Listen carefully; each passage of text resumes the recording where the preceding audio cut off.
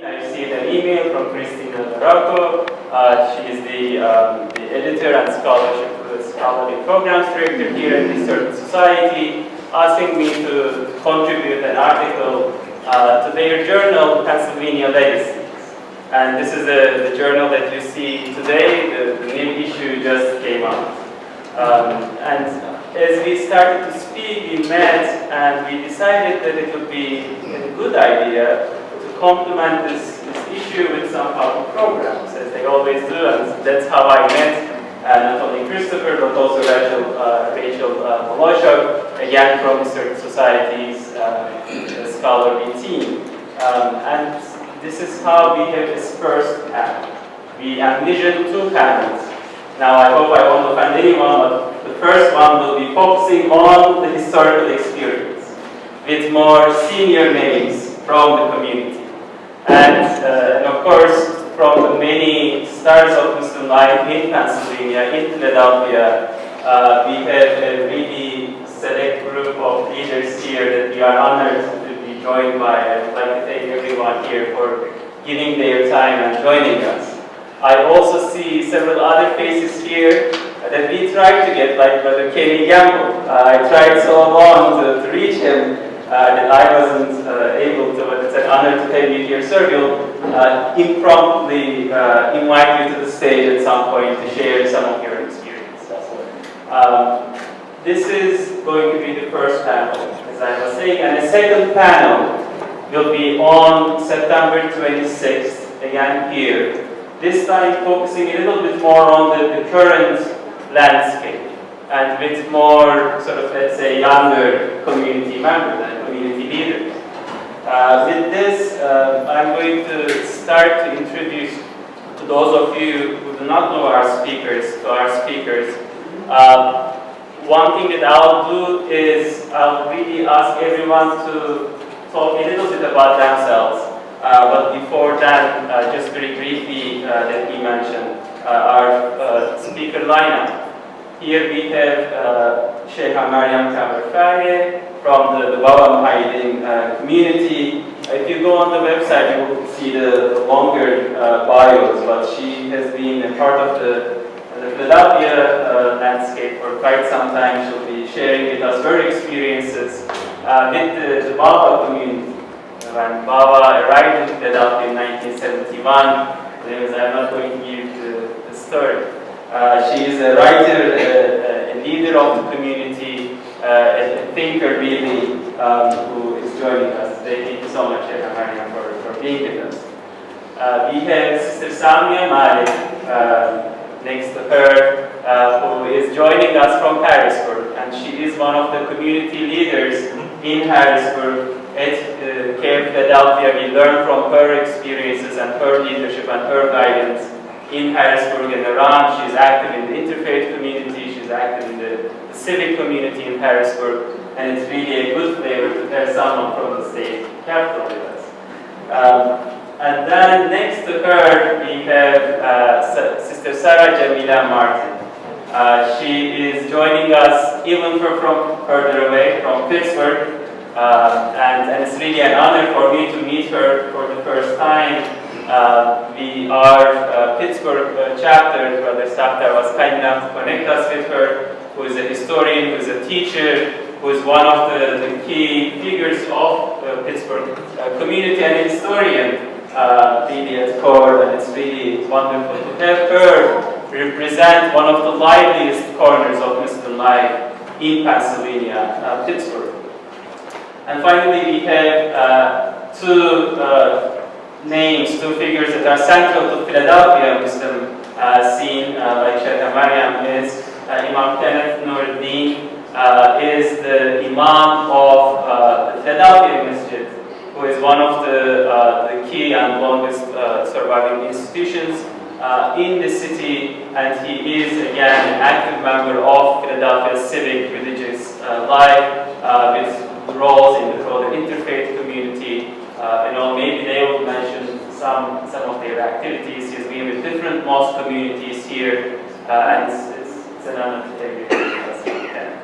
And finally, we have Imam Anwar Muhaimi, from the Cuba Institute, who is one of the leaders and founders of the Institute, whose history really starts with his father's story, a long story, really a testament to the very lively, vibrant Muslim life in Philadelphia starting from 1930s. And he's joining us as a teacher, as an academic, as someone who has been actively involved in multiple initiatives in the city, and it's really nice to have you with us. Thank you so much. Before we start, maybe for those of you who just joined us, bathrooms are downstairs. We have some food in the back. Feel free to go back and forth. And of course, before I forget, we have a second part to this program, as Christopher mentioned. When we first sat down at the planning meeting, we agreed that it would be really nice to have a flavor of music and a flavor of especially the broad, multicultural, multi-ethnic, multiracial flavor of Islam, and how that is reflected in the music scene, in the art scene. And that's how I reached out to Baba Kenya, who kindly brought together his forces in a great way. And we have the Children of Adam bands doing their debut tonight here at the Historic Society of Pennsylvania. As we finish with our remarks, with our panel, around 7:40 mark, we'll be starting and having a feast on the musical level, inshallah. Thank you so much, Baba Kenya, for that. Now, without further ado, we'll start. I will do my part of moderating, which is going to be a difficult case when you have so many great speakers with such great experience and very interesting life stories. On top of them, several of them are religious scholars, so as you know, it's a challenge to keep the scholarly community to tighten, so we'll do our best, inshallah. Got it. So with this start, what I'll ask everyone to do is to share a 2-minute vignette of their lives, their journeys into Pennsylvania, in Pennsylvania and into Pennsylvania. A little bit of a biographical sketch of your lives, and how does that intersect with the broader Muslim trajectory and history in the United States. You can start the story, as you all know, from the slave trade, the enslaved Muslims who were brought to the United States. Then you have early migration to America in the 1700s and 1800s, early engagement with Islam among especially the African American community, starting from 1910s and onward. And then, of course, you have the broad experience of Nation of Islam starting in the 1930s after this wave, and that really makes it a broad movement among the African American community.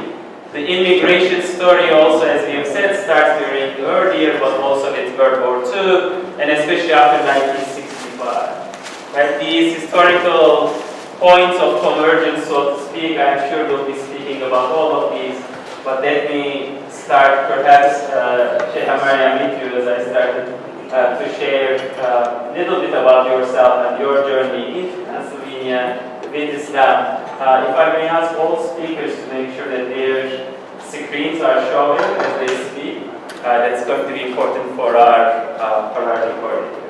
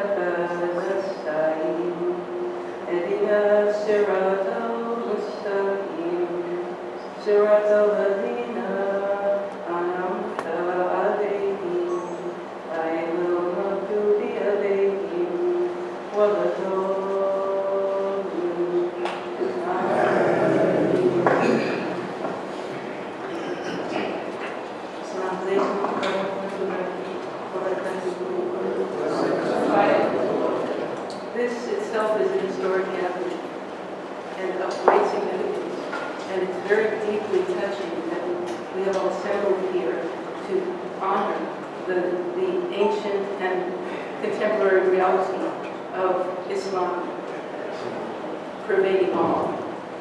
So I was born, as it says in the note here, in Hollywood, in a Jewish agnostic family in 1926. And from the very beginning, the messages were coming, the messages about the journey and leading to the source of all. And so from the very early days, I think all of us were receiving messages. And it's just amazing to realize all the messages we received that have brought us into this assembly, this coalition that we are manifesting now that we are beholding. In any case, I was guided from Hollywood to Berkeley, and then to India, Nepal, and then basically around the world, and to meet spiritual masters, and embrace Islam inevitably in El Khalil about in 1974 with a great Palestinian sheikh. From there, I was guided back to America through monasteries in Europe, etc., and to the Lama Foundation in New Mexico, because I had embraced Islam with Sheikh Nuruddin, and we reunited there. Then someone came to Lama and said that Baba was calling me, that he hitchhiked across the country to get me. He is the head of the Nuclear Non-Proliferation Society, with the Global Security Institute. But he seemed to be inspired to get on the hitchhike over and bring me back here. When I came to the fellowship, there was an immense amount of light there, unlimited, but I didn't see any manifestation of the physical prayers going on. And I was sitting in the meeting room, feeling all of the energy, and I didn't see anyone making salat. So I asked Allah subhanahu wa ta'ala, what should I do?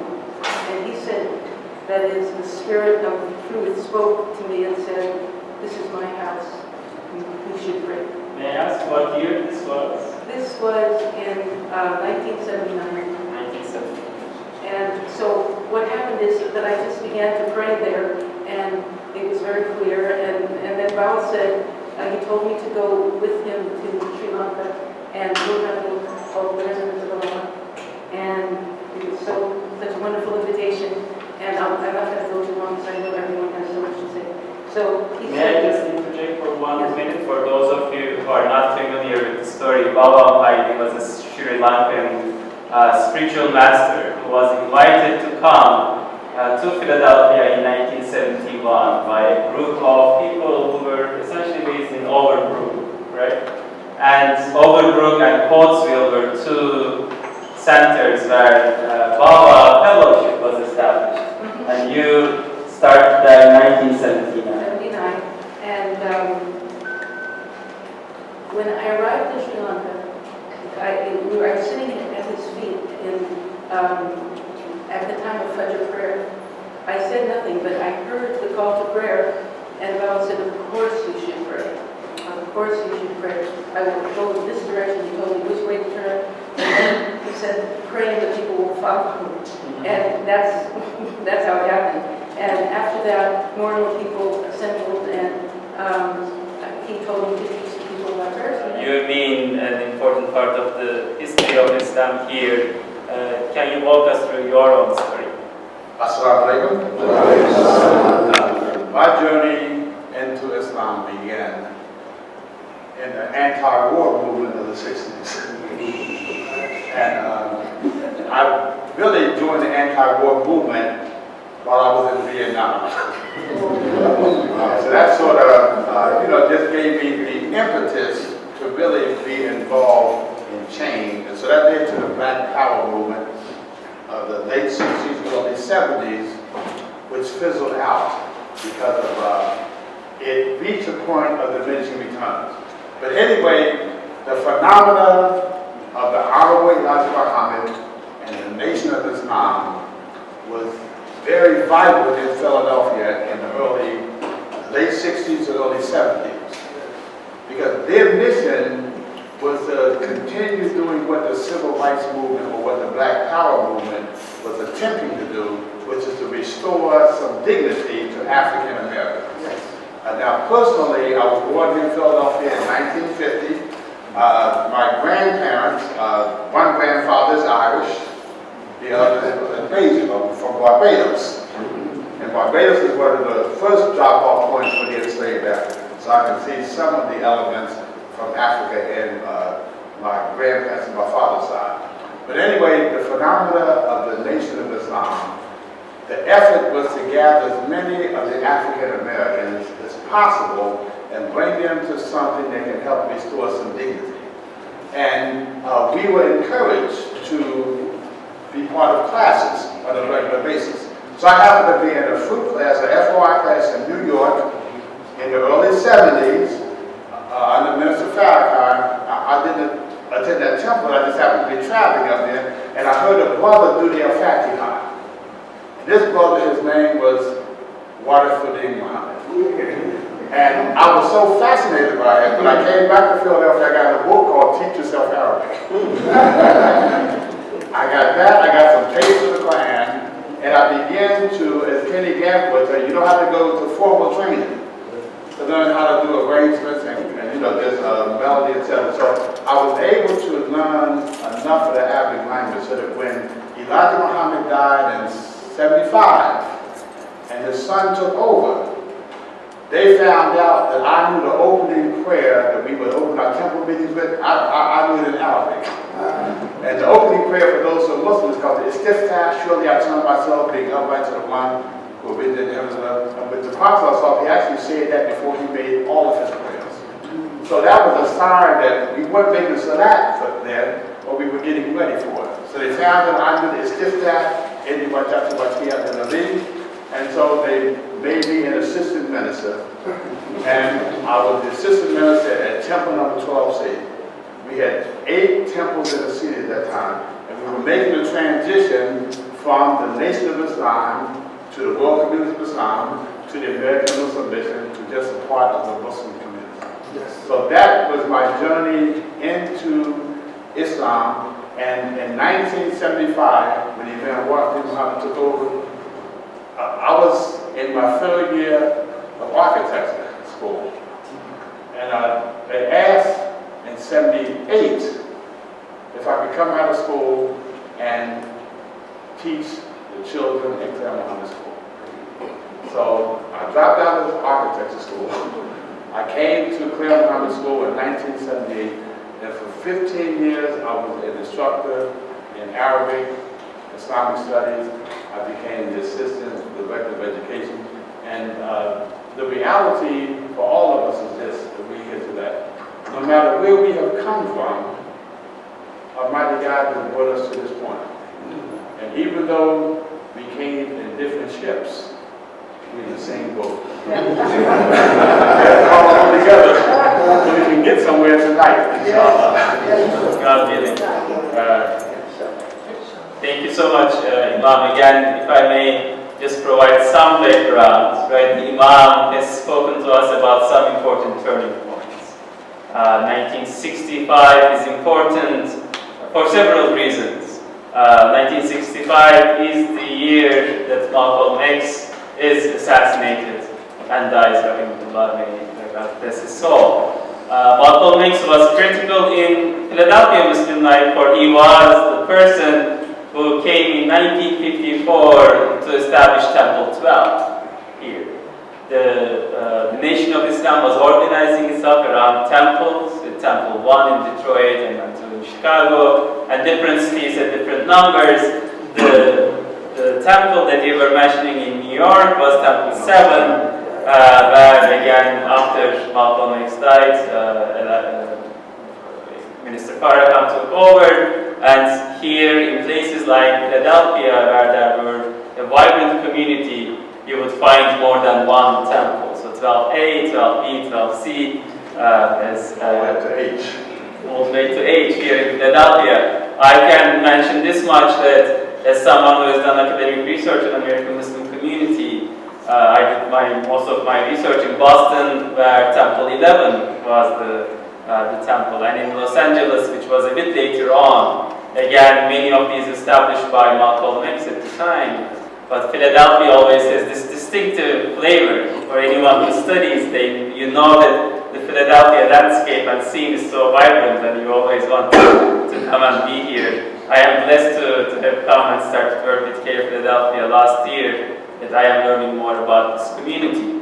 Another important point, and again, if we are to speak about the African American journey, the African journey into Americas is the story of Barbados. It's the story of other places in the Americas broader, which had slave colonies, which had Muslims. And of course, here in the United States, Philadelphia being an important port, alongside places like Virginia, New York, and other places, especially towards the south, that are very important communities. Now, with this, we have gotten a good sort of summary of the rich stories. We have an immigration story at our hands. We have stories of people who have followed their ancestors in America. We have a Euro sort of like, American story of coming to Islam. With this, if I may move into a little bit more particular questions. Maybe Sister Sarah, Imam Anwar, Imam Kenneth, you can talk to us a little bit about what is distinctive in regards to an African American Islam and its many colors. African American engagement with Islam, as we have said, takes several forms throughout history. There are early movements like the Moorish Science Temple. There are other movements. There is the Ahmadi Muslims and their propagation work among Muslims. Right? These are all very rich stories. And actually, if any of you didn't get a chance to get this journal in the beginning, you will see some of these stories, especially around enslavement, in the piece by Sylvian Diouf in the journal Legacies in this issue. And then there's another actually article that gives a good summary of Islam's history in America and with reference to the Pittsburgh landscape as well. But again, going to the question, maybe Imam Anwar, you can speak a little bit about that early engagement with Orthodox Islam among African Americans. In the story of Imam Naif, of your father, of your mother, their generation, their engagement with people like Professor Azadin, and their identity around that time of being African American Muslims in a place where population was very minimal. I think the point that I would like to focus on and to highlight for people is that even within the African American story with Islam, that there is no monolithic representation. So even amongst the African American community, there are various streams of Islam, various practices, adherences to the various ideological and theological schools of Islam. And so, in my particular case, my parents embraced Orthodox Islam over Sunni Islam from the very beginning. And it was done under the teaching of an early convert named Muhammad Izzuddin. And Muhammad Izzuddin was a gentleman who was born well, actually his birthday is sort of a mystery, but he was Muslim in the 30s. And one of the unique things about the professor, as he was affectionately known, because he had veiled himself in this cloak of mystery, as it seemed to be the case of charismatic leaders in those days.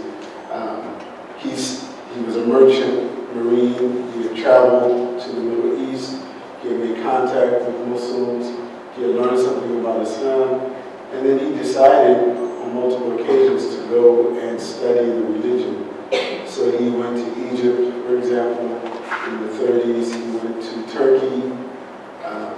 And he began to study the religion But he had an idea. He had actually two central ideas. His first idea was that African American people, black people in the United States, who were at the time looking for ways to cement their identity, they had the choice of, demanding their civil rights, or they also had the choice of adopting and reverting back to their original identity. So the professor advocated for not just an African American identity. He, in fact, argued for a Hamitic Arab identity. And what he meant by, as I understood at least, the Hamitic Arab identity was the identity of the original Arabs, who were the descendants of Ham, son of Noah. And so central to that identity was an adoption of Arabic as the language that was studied and learned, and as a way or a key to studying the faith. And also he called to an agrarian identity, which was to move back to the land and to establish Islam in that context, on the land, by way of farming, by way of developing the land and having community around this farms. And so that was something that was the influence of that particular movement, was the influence of the founder of Cuba Institute. And actually Cuba Institute was originally known as the International Muslim Brotherhood. And the International Muslim Brotherhood was actually established in 1949. And it's interesting that I'm sitting in here with my dear brother, King Yahoo, because, and I spent some time working with Brother Kenny in community development, and it was during my time with him that we actually learned that the International Muslim Brotherhood was originally based in South Philly, and it was established in 1943. And during my time with Brother Lukman, he gave me a copy of the deed of the building. It was on Christian Street in South Philly. And so, these were some of the beginnings. Of course, I mentioned my grandmother, God rest her soul. Her name was Afifa Iman. She embraced Islam in 1954, 1953. And my mother, Najwa Iman, she embraced Islam in 1953 as well, out of high school. And my father shortly after that in 1954. And so I was born into the religion. I was given the name of Anwar at birth. So I didn't have a conversion experience, so to speak, but I had an experience of figuring out what it meant to be a Muslim.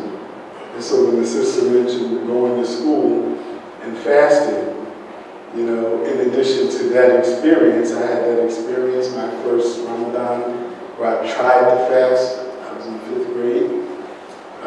None of my classmates could understand why I would eat lunch. And then my mother had the habit of dressing me up in proper. And that wasn't cool with the cool guys, right? So I didn't get to be cool. I had to wear proper slacks, a shirt, and a sleeveless vest. And then she would make me wear a kufi. So I stood out. So I looked different, and I had a different name. And so that was interesting, but it put in me a very early understanding of connecting authentically to who I was, because at the time, as a 10-year-old, 11-year-old, I had to represent who I was. I couldn't change my name. My name was Anwar. Teacher asked a question, yes, Anwar. And then, going to Saudi Arabia was building upon the foundation that was in place. And the founder, I forgot to mention, was Nasser Ahmed. God bless his soul. And so that was one of the efforts to establish an identity for Orthodox Muslims in African American. Maybe in connection to this, we can mention that the image that was used in our flyer as well, and you see behind you over there, comes from, I think, 1943, from what was the United Muslim Convention, which the early founders of the movement that you are mentioning, in fact, many of them are... Nasser Ahmed and the professor are in that picture. So this is an iconic image from Philadelphia, really one of these early Muslim groupings that is over here. I think the origins of the photo and all of it is still a debate. We are trying to get to the origins and all of it. But it is an iconic image that maybe really reminds you of the long and entrenched story of Islam, not only in Philadelphia, but also in the United States. Thank you for that background. And again, I don't know, Sister Sarah, if I can take you back to your early days in Pittsburgh, can you tell us a little bit about maybe the story of Temple 22nd, being an African American and Muslim at that time?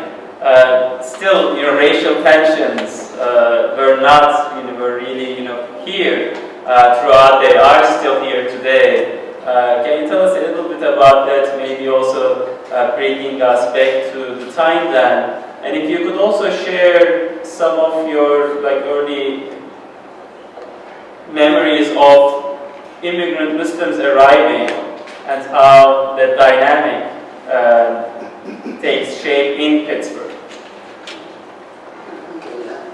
I'll start by saying my arrival at First Muslim was a very significant time for me personally as a new child and for the Sunni community in general in Pittsburgh. And so early on I wrote that book, History of First Muslim, to tell that particular story. And then over time, I would be walking down the street or someone and say, "Oh, are you the lady that's writing the history of First Muslim? My cousin was over there, and this, that, and the other. Would you like his picture? Or would you like to hear about him?" And I started collecting these stories.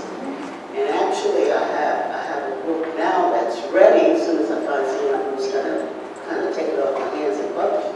But it is the stories from 1900 to 1979 of those Muslims, African-American Muslims in Pittsburgh, and their journey. And I say that to preface it that I spent many decades actually doing this work, collecting these stories.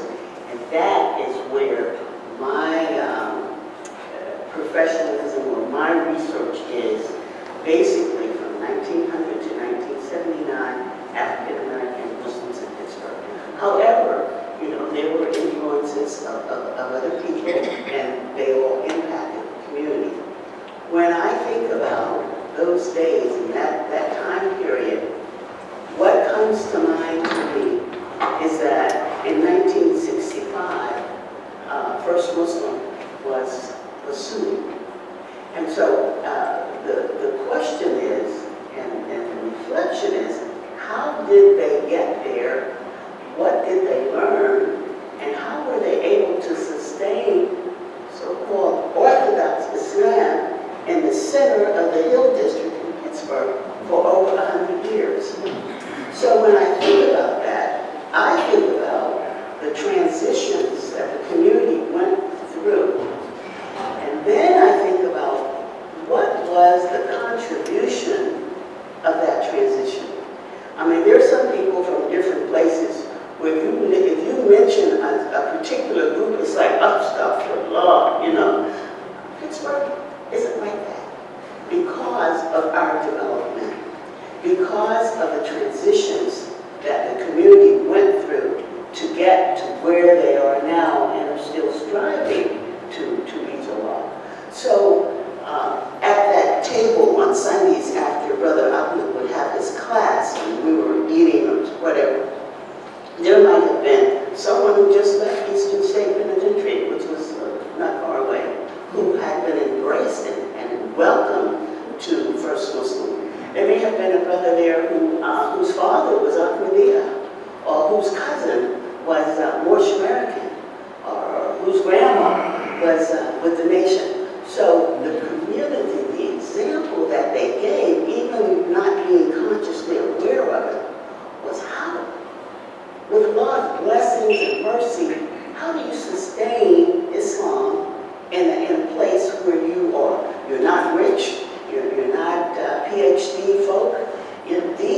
everyday people who established a path for everyone who came after them because of the methodic way that they developed.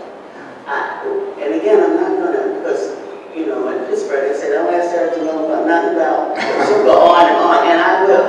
But I think about, say, one particular, say the Archimedes. And I think about each one of these transitions, again, what contribution they made. So, with the Archimedes, the first time that the community was exposed to the Holy Quran in large numbers, they bought Qurans for each of the members. Yusuf Khan developed classes to teach Arabic, to study. This had not been done since Saudi Majid. Saudi Majid had left a long time by the time that the Ahmadis were distributing these Qurans. And it was the Quran, the reading and the understanding of it, that led many of the members of the First Muslim to reject part of this and to move on the path toward Sunni Islam. So I think of each one of those, and what was their contribution? What was it that drove people who were first and second generations from slavery to have the foresight to buy a building? Most of these folks did not have a house, but they purchased this building. And together with, well, earlier with Saudi, they had gotten the charter. But these were things that established them in the community, and so there would be no pushback. Like sometimes when I talk about Saudi, people go like, oh, where's, you know, I don't remember him being here. But the data, the research speaks for itself. So when First Muslim paid the gas bill, when they had the bazaars in the street, people got to know them, and it established them in the community. So when you say First Muslim's been here for over 100 years, there's no pushback, because the evidence is there, and it has been a very peaceful, tolerant community, and they continue to be like that. So when I think about it, I think about those phases and the contributions, and you're going to have to read the book if you want to know this. Perfect, and it is probably a reminder to those of you who are from the Muslim community and who come from newer institutions, the importance of keeping institutional histories and institutional memories and archives. Just as a note for those of you who may not be familiar with some of the concepts, Ahmadiyya is a movement that originates from the city of Qadian in India in the 1860s, established by someone named Mirza Ghulam Ahmed, and thus named after him. And he had certain beliefs that most normative Muslims considered to be a little bit outside the orthodoxy, and hence sometimes Ahmadiyyas or people who followed Ahmadi Islam are marginal or marginalized in quotation marks. But again, this is to remind ourselves that the followers of Mirza Ghulam Ahmed were very integral in propagating about Islam, especially among the African American Muslims, along with some other movements. They were very active in the prisons, they were very active in the inner cities, and therefore it's really important to recognize that key role that Ahmadi Muslims has played in the American Muslim broader history. With that side note, let me move to Imam Kenneth quickly. Imam, for you to tell us about your experiences in the educational realm. You mentioned about Clara Muhammad. Clara Muhammad is the wife of Elijah Muhammad, the founder of Nation of Islam, and the schools that were established by Nation of Islam were named after her, together with the University of Islam and several other institutions. You probably also saw in your experience not only the evolution within the Nation of Islam, as you have mentioned, after 1975 with Elijah Muhammad passing and his son Walid Muhammad bringing the movement into normative Islam, and being in one of the central key institutions of this community, you have also engaged with not only that transformation, its early phases, but also with the engagement between the African American Muslims and other, newcomers, as it is mentioned in the lexicon of the movement, immigrant Muslims, so to speak. Can you tell us a little bit about that dynamic in the Philadelphia urban landscape? Okay, I have to mention Claire Muhammad, since you mentioned that. She actually was instrumental in bringing Elijah Muhammad into the movement.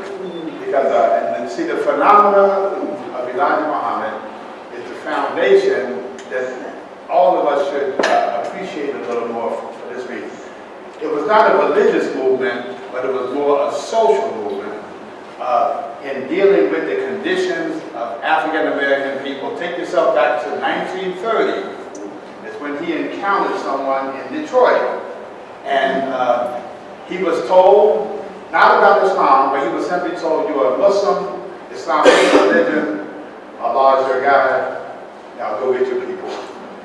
And he started a Do for Self movement where he began to establish, we just say first, a network of temples in different cities.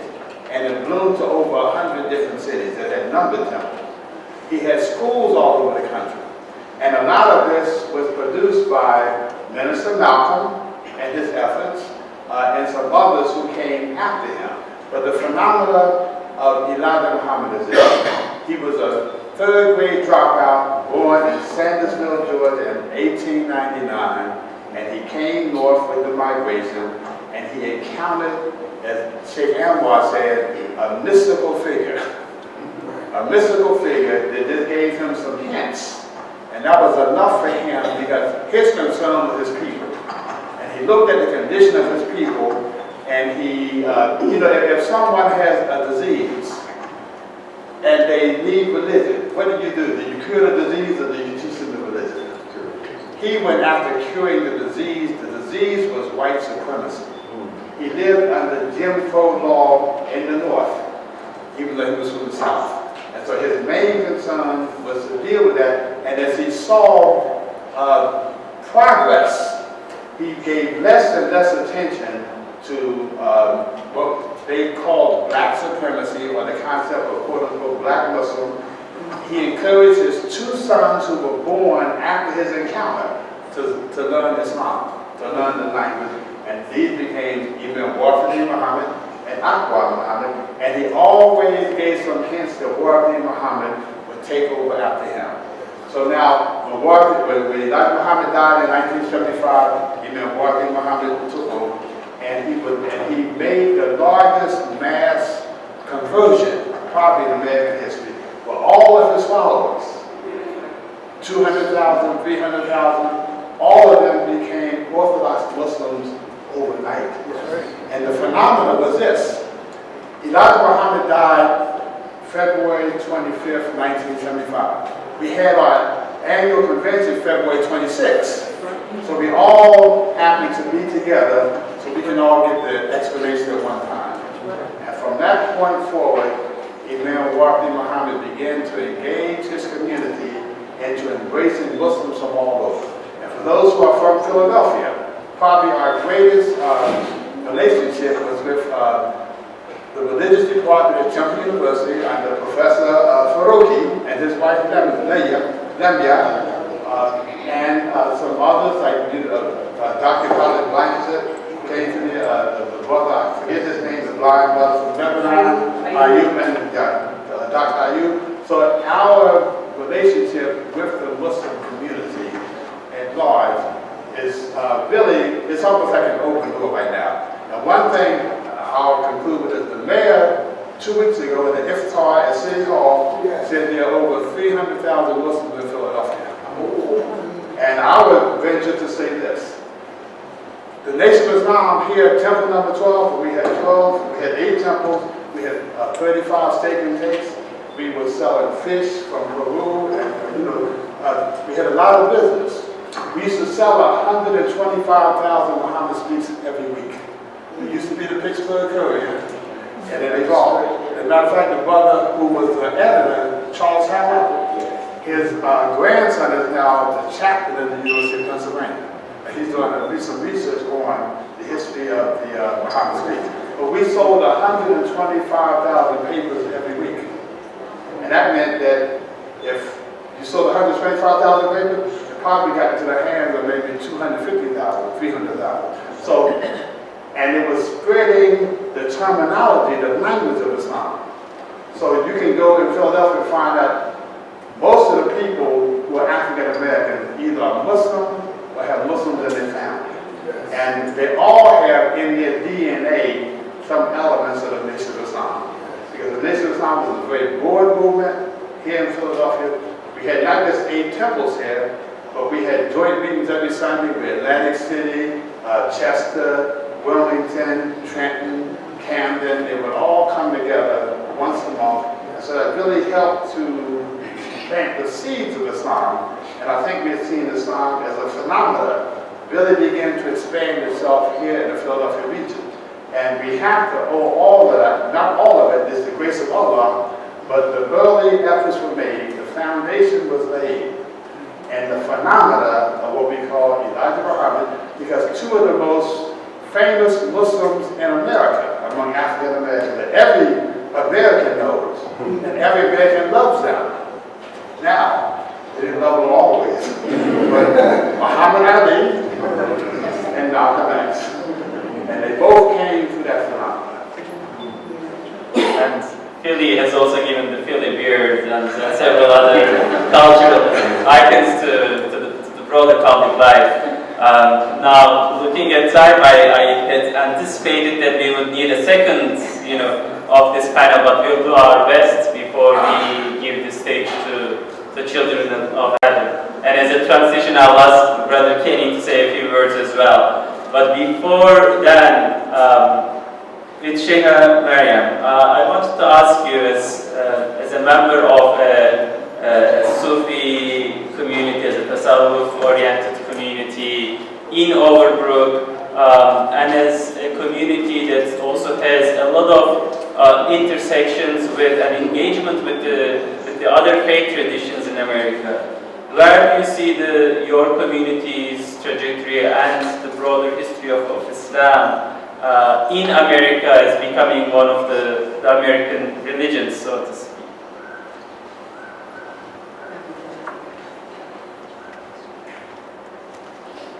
I wanted to mention another aspect of my own journey, which was that when beloved Almighty left this world, one thing he said to us a few weeks before he left. This is 1984, am I correct? 1986. He said, "Do you know where I'm going? Into your heart." And that's where we find him very, very actively present. But after he left the world, I was guided to go to Africa 17 times. And so I want to comment on that in the context of this discussion, that much of the reason for that was to solidify the union that the coalition that we are experiencing with the transcending all elements of racism in Islam, by one light that shines everywhere. And so I certainly found that throughout my journeys. I had the pleasure of meeting Brother Lukman with Sheikh Jay, and that was one of our steps on the holy journey. And so the Islam that Bawa brought, in other words, that flowed through him and is flowing through him, is extremely inclusive and transcendent of barriers of any separation whatsoever. And one of the teachings that I found has constantly guided me is, you must love all lives as your own. This transcends where I came from, where you came from, and there's not a minute almost in my life journey that I don't remember those words. Whether it's in Africa or America or Canada or anywhere, everywhere the life that you lead is the one that you love as your own. And so this is a book that Bawa wrote called Islam and World Peace, and it further, it's been made into another book now, but the message is most important in the present day, where from all sides, Islam, the word Islam is covered up. There's a strong sense of kufr, covering up this incredible light of Islam. Now, this type of gathering is extremely important for dispelling for penetrating the kufr. And what Bawa did in Philadelphia As I said, when I arrived, he was teaching everything without limits, but it wasn't connected for the people with Islam. And for some reason, I had an instrumental part in it only because the message came from Allah, bow down and pray, and that went to Sri Lanka, and we all gathered together in that way, and then came back and it continued. Right now, the masjid is open. We start at 3:50 now, 3:45. 3:45 in the morning, open, for prayers, and then extensive remembrance, dhikr, and then it's open for all the times of prayer, and then we go to in Ramadan, Tarawih. So it's just an illuminated place that doesn't cease to be awakened as he intended. And all of the teachings that he gave were illuminating that path. And we found, this is almost the 40th year since he gave us these teachings, this Ramadan, everything seemed to come to life. And I think we may all have experienced that somewhat. There's something very vitally transcendent about our awakening process right now. But I did want to invite everyone to come and to come pray with us, and also invite us to come pray with you. We're here as a community, and that's the importance of this assembly right here, this statement. The color has nothing to do with it, that there's no one that should not be embraced. And that's how Islam spreads.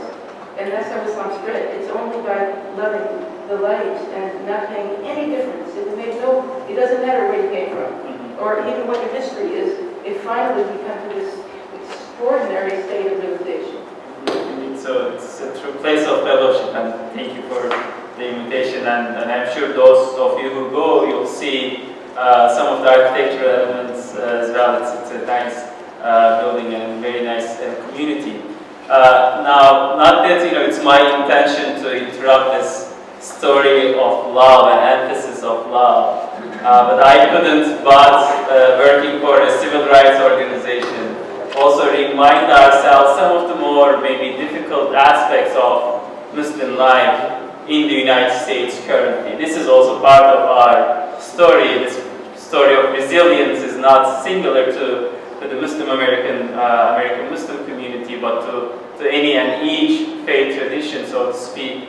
Sister Sami, I know you do a lot of work in this regard in the interfaith scene, in the civic engagement scene, and you have seen some of these changes in 9/11, after 9/11, before 9/11.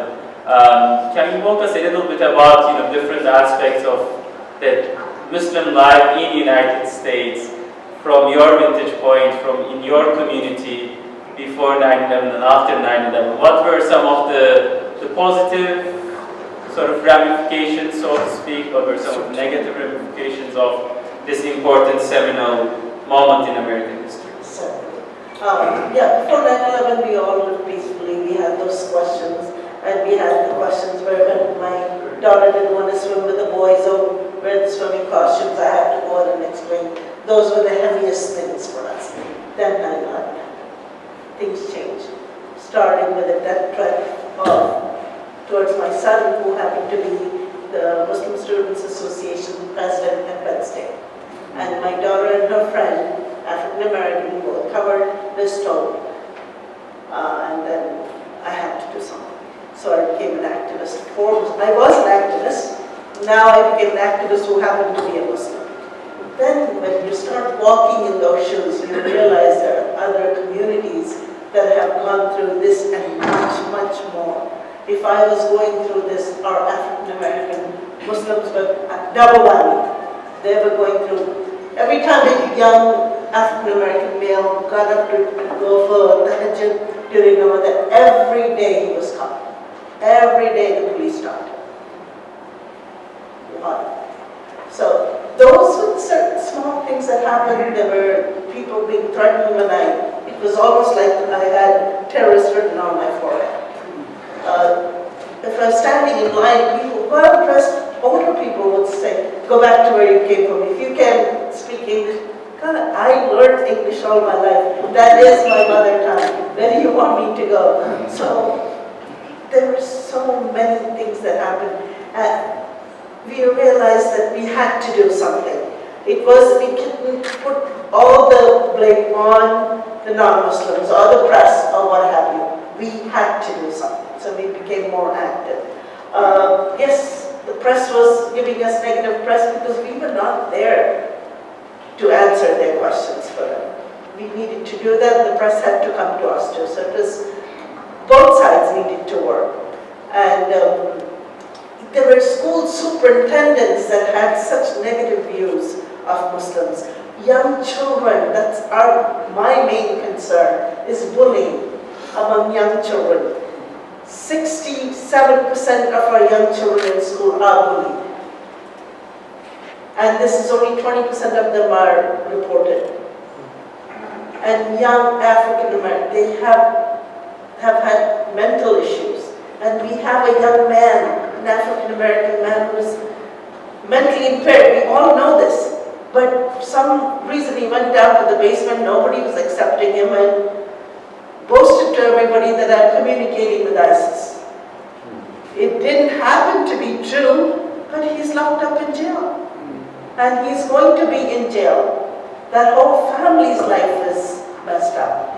We had young Somali families that came here, one mother with 8 children. The other kids teased these kids so much. These kids, instead of staying calm, retaliated. And then the police was called. It became a court case. The mother couldn't speak English. The court kept sending them letters. She didn't know English. Those kids didn't want to get into trouble, so they pushed them, put the letters in the trash. So again, the whole family, and there was fines being built up over and over again. She couldn't pay. One mother working in a factory with 8 children.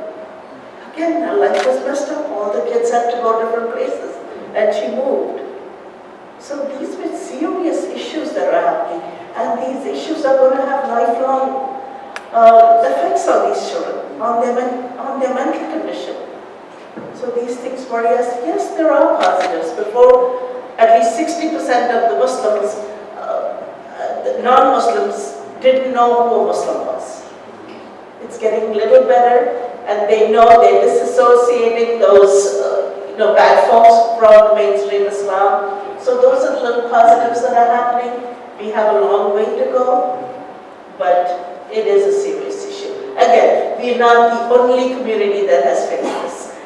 Starting from the indigenous people to the African American slave trade to the Japanese internment camps, Chinese exclusion act, all of these people, we should have learned by now. It shouldn't happen again. This is something we need to focus on. Do not let the same thing happen to someone else. Thank you so much for this reminder. At the time that we have just experienced Juneteenth, tomorrow it's possible that a decision by the Supreme Court may be handed down in regards to the Muslim ban. These intersectional stories and struggles continue, and an American Muslim experience is no distinctive than many of the other communities that came before, and there are a lot of lessons to be learned in those struggles. And also, in some ways, I sometimes joke and say that if history was progressive, we wouldn't be having many of our conversations today. Unfortunately, history repeats itself, and unfortunately, we need to learn from history. I think it's a good reminder being in the Historical Society of Pennsylvania. Now, we'll be soon leaving the stage to children of Adam Band. What I'll do is, I'm going to invite Brother Kenny for 2 minutes to talk a little bit about his experience.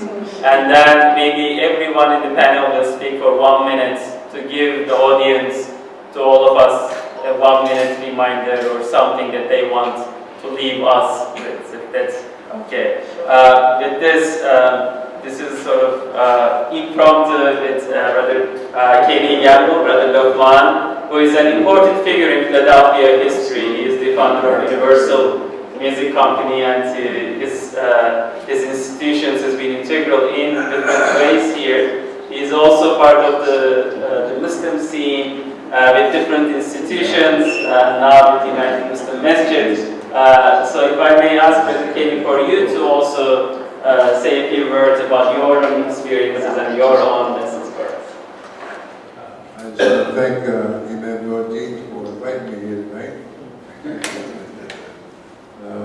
It's always good to be among those who speak about the wonders of our Creator. And I'm not prepared to speak, and I'm not really a good speaker, but I will tell you what I know. And what I know is what my life is. I grew up in South Philadelphia, born and raised in South Philadelphia. And my family was Jehovah's Witnesses.